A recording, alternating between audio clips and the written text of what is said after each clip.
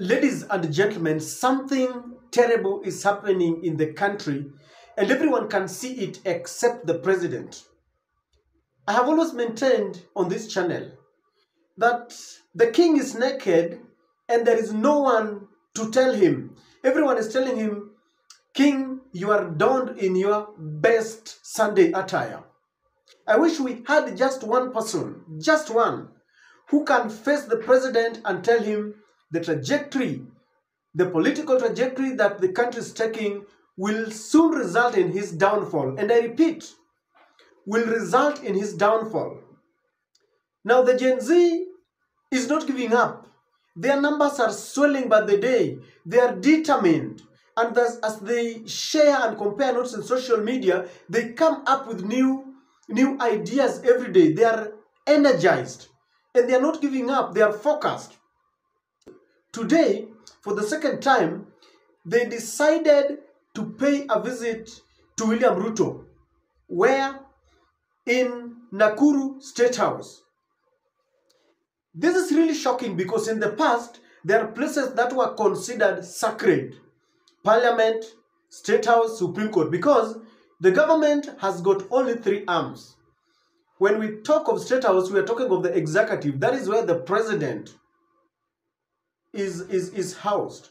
Then we have Parliament for legislatures, for the legislative arm of the government. Then we have the courts for the judicial arm of the government. Now, last week, for the first time in the history of our country, Gen Zs got access to Parliament, and they went there and there was havoc. Now, the Gen Zs are targeting Statehouse.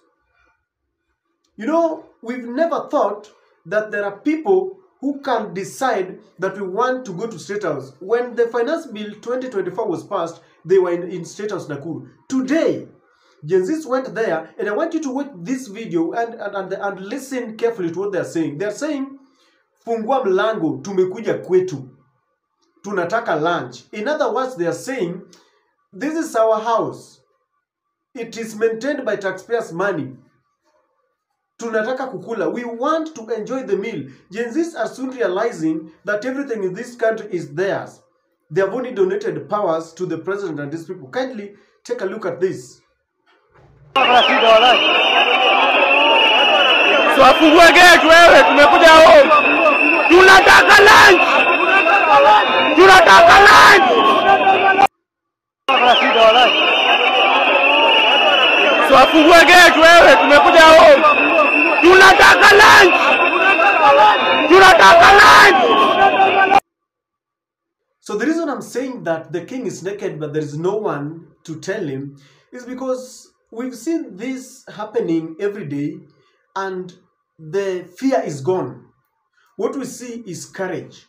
You know, for a very long time, and of course it is true, that Statehouse is a protected area.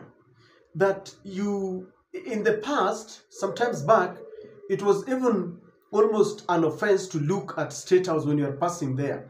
But the Gen Z are going there, and you can hear them saying, Fungweni hapa ni kwetu. They are so relaxed. Open this gate, we want to get here, this is our house. You know, what is happening here is, they feel this is no longer a presidential affair.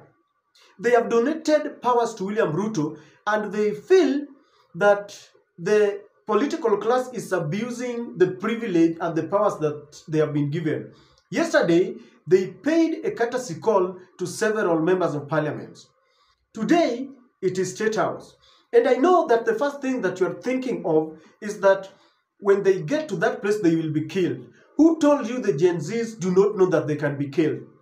They know that that place is protected. And while going there, they know they might come back alive or it will be the end of them. And someone must tell William Ruto that there is an elephant in the room that he must pick. He must face. And I'm getting it, you know, surprised that instead of using honest means to try and resolve the problems that the country is bedeviling, he has resorted to the old cunning tactics, telling the youths bring your leader so that we can speak. The youth told him, we have given you issues, tackle them. If he doesn't wake up to realize that the blood of the Gens who are killed are crying out, is crying out, then he will be shocked. Because one thing that has really vexed the Gen Z is that they are being killed and butchered by the police. They have released the faces of the killer police. They are looking for him. When people go to the street to lament, you don't beat them. And they are telling William Ruto, stop listening to the outsiders. You told us we were going to be hustlers. Listen to us. And William Ruto must wake up very fast. He's waking up very slowly and is still trivializing this thing, thinking that, you know, these are people you can con, you can bring some leaders here, bribe. These people are leaderless and partyless, and they don't even have their tribeless, and dealing with them is going to be very difficult. When you see them going there, one day they will wake up and say, 10 million march to Statehouse, Nairobi. And I know what you are thinking is what I'm thinking. What you are guessing is the guess of the Gen Z. And they will say, for us to achieve what we want, others will die on the way. Because from time immemorial, for us to kick out the colonial masters, people paid by their blood. Ask the Mau Mau, go and read history. Ask those people who are there. People died. People had to regroup in illegal, groupings that Wazungu did not want. And finally, people overcame and they became victorious. For people to do away with one-party state in the second revolution, people had to regroup, going for illegal rallies. They were tear gassed and they were killed. Others were maimed, others were detained. And in that process, people gained the freedom. Today, people can speak freely. I hear that during those days, amngekaa watu watano hivi sijui mwa Kenya, mngeuliza mnasema nini. And those are the kind of things that are coming back. It is because Moi was too brutal that he thought that the only way to deal with human beings was beating, intimidating them. But people soon overcame. We are in a new dispensation. We are dealing with a people, a generation that is ever on internet. They read, they understand. We have a new constitution. There's nothing you can do except to listen and do what they want. William Ruto decided to return the Finance Bill 2024 to parliamentarians. With that he thought that let me do this, they will cool down. The Finance Bill was just a trigger, and you cannot return it and think that things will go on normally. These people have told William Ruto, sack cabinet ministers who are corrupt. Usitulete the CSS, the chief administrative secretaries, because we have ministers and permanent secretaries working in the same ministry. We don't need to add more. You are saying that you want austerity measures, but you still want to add, the CSS. And the Gen Zs are telling him, we have given you a blueprint. Follow it. We are not going to talk. He took away the finance bill and he thought things will cool down. These people are not cooling down any soon, in the words of the late Homa Bay senator. We are not cooling down. In fact, it might get hotter. This one, it is not, it might. It's getting hotter. And I want to urge the president to ensure that let him be honest in his approach to these people, because they are not going to give up. They are not giving up any soon. You try to divide them along their tribal lines, you will fail. Along the party lines, you will fail.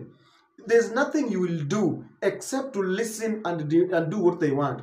Now, the other thing that is happening, Kenyans are behind them. They have the backing of Kenyans. So whatever they do, they are taking a lead, but the parents are with them. Ask the teachers and even some policemen and the military are with them. William Ruto will remain alone in this fight, because soon members of parliament will realize that we cannot contain this anymore. They will ditch William Ruto. They will abandon him, because it is becoming very difficult for them to go back to their rural homes. They are still occupying their city homes because they think people cannot get there. A time is coming when people will decide, tunaenda pale Karen, tunataka kujua, you shoot us but we are coming, because you cannot win a political battle by the barrel of guns and bullets. The only way to do this is to be honest and listen to them and follow what they want. So today it was Statehouse Nakuru, tomorrow it will be Statehouse Nairobi. Before you know it, the other time they were in Surgoi. Before you know it, they would want to occupy Ruto's home. And as they were saying, tunataka lunch. Hapa ni kwetu. They feel Statehouse is not a preserve or a reserve of William Samoei Ruto. It is their home. Ladies and gentlemen, it is getting hotter. I only need one person who will look at the king straight in the face and tell him, you are naked. Stop telling William Ruto that everything is okay.